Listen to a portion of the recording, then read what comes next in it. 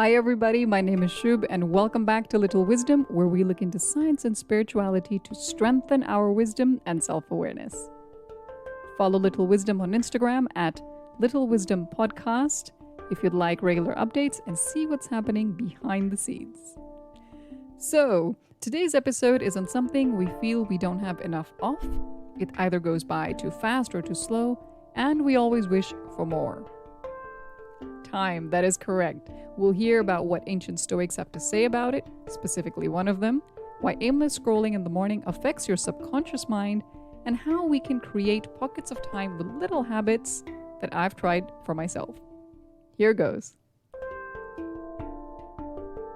Did you know that if you spend 10 to 12 minutes planning your day, you'll save up to 2 hours of time that would otherwise be wasted? In a world where we always seem to be rushing, time can feel like a luxury. But how is it that even though you and I and everybody around us has the same number of hours in a day, some of them seem to get more done or be more organized? Well, it's because they've learned to use time to the best of their ability. When I was little, my dad used to say, "If you don't respect time today, it's not going to respect you tomorrow." He doesn't say this around me anymore, so I hope that's a good thing. But there is a lot of wisdom in that. Indeed, I think with anything, if you don't respect it or honor it today, it's likely not going to do the same for you tomorrow. Respecting time, however, doesn't mean you don't take breaks or that you don't take time to do nothing. We're not clocks. We're people. We do need breaks. But it does make practical sense to use time to our advantage instead of letting it use us. Seneca was a Roman Stoic philosopher who was born in Spain, and he was raised in Rome. That's where he learned rhetoric and philosophy, among many other things. When it came to time, he specifically said, "We are tight-fisted with property and money, yet think too little of wasting time. The one thing about which we should all be the toughest misers." Over the years, I've learned to be more possessive with my time because I realized it's one of the fastest things that you will lose if you don't plan it. I said yes to so many engagements sometimes that I wasn't left with enough time that I wanted to keep for myself. Or rather, I think I was hesitant to keep it for myself because I felt, if I'm not doing anything, it means that that time can be filled. But it's not true. Okay? If you are someone who's like that, stop giving away that time that you have kept for yourself. It doesn't need to be filled because it already is with you. And you're important enough to hold on to that time.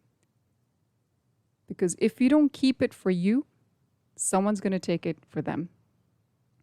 So be possessive, say no sometimes. When it does come to managing it, it's not just something that's for CEOs, thought leaders, or athletes. Time management is for everyone.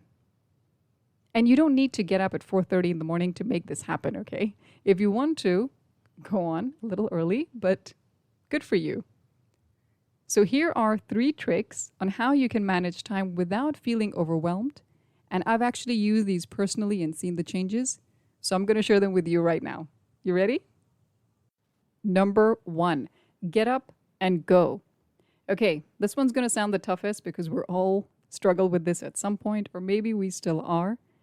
But when your alarm wakes you up in the morning, do not snooze. Just get up and go straight to the washroom. But please also don't jump up like a Maasai warrior either. You're going to see stars in the day with the blood rush. Fun fact, they're rumored to be trained to be ready for combat within seconds of waking up. But you don't need to go to battle. You just need to go to the washroom. Okay? So what happens when you snooze is you not only start another sleep cycle that you're not going to be able to complete, but you end up confusing your brain and you condition it in a way that makes it tougher for you to wake up. And this is worse if you're sleep deprived. Your body actually starts the process to wake up almost 2 hours before you open your eyes.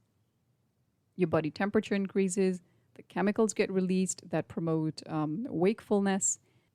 So by the time your first alarm sounds in the morning, your body is actually ready to wake up, even though it doesn't feel that way. So, what can you do? Let's say you're struggling to unsnooze and break that habit. Here's what works for me every time to date.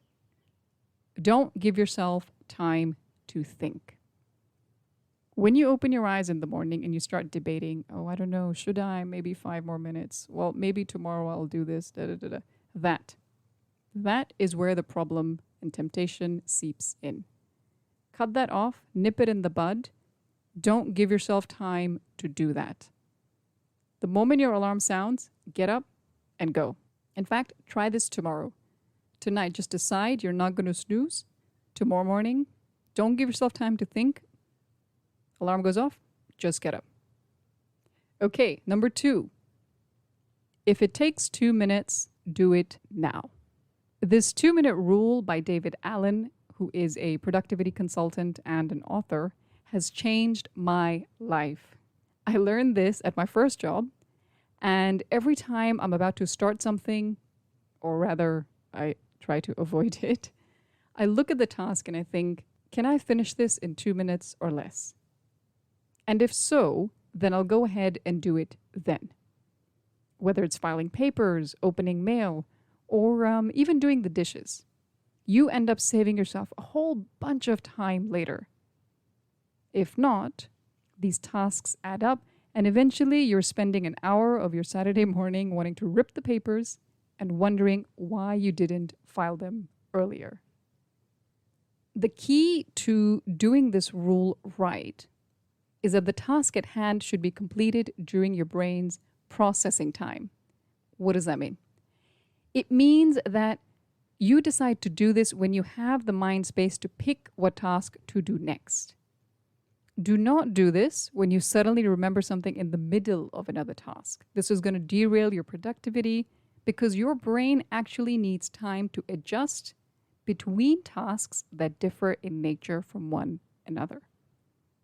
This is why sometimes when you've had a long day, but you've not really done anything, but you've been pulled in all different directions, you feel like mentally exhausted because your brain needs time to adjust between doing these things that require different skill sets.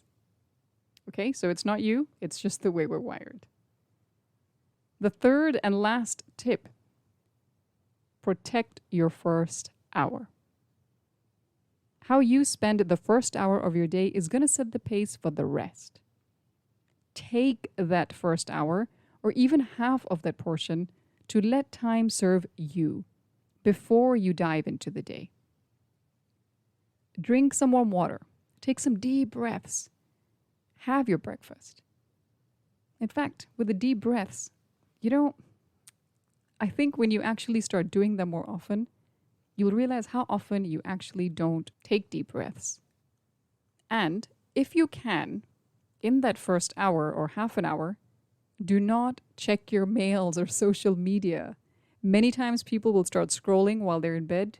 Guilty here. Yes, I'm guilty too. And what it does, it loads your mind, which is only half awake, with information before you have even set your foot on the ground. You should come first, not your phone. Imagine you had coffee yesterday. Maybe you did. And this morning you added more coffee into that mug without rinsing or even washing it. Disgusting. And you keep doing this every day. That's pretty much what we do to ourselves. We start scrolling, adding more to our minds, even before we have rinsed off the sleep or broken out of the thinking of, I wonder what that dream meant. This information buffet also affects our focus for the rest of the day. A medical director of behavioral health, Dr. Nikole Benders-Hadi, said the information overload that hits you before you're fully awake interferes with your ability to prioritize tasks. Avoiding aimless scrolling is not only going to save you time and raise your focus, it's also going to give you more control over how you feel right at the start of your day. All right, that is it. Create more pockets of time for yourself by getting up with the alarm, no snooze, Remember, tomorrow, don't debate, just get up. Number 2, the 2-minute rule. If it's something you can do in 2 minutes or less, do it then. And 3, protect the first hour of your day, even half an hour. But please take that time for you, minus the distractions. Your time is so precious and so limited, so decide what you want to invest it in carefully. And it will give you the returns in productivity, peace, and feeling that the day isn't just about the things you need to do, but also about you. Thanks for listening. I'll catch you next time on Little Wisdom. And remember to follow us on Instagram at Little Wisdom Podcast. And share this with someone who needs to manage their time, or maybe just needs a tip or two to be better at it. We're all a work in process. Take care, grab your time, and stay wise.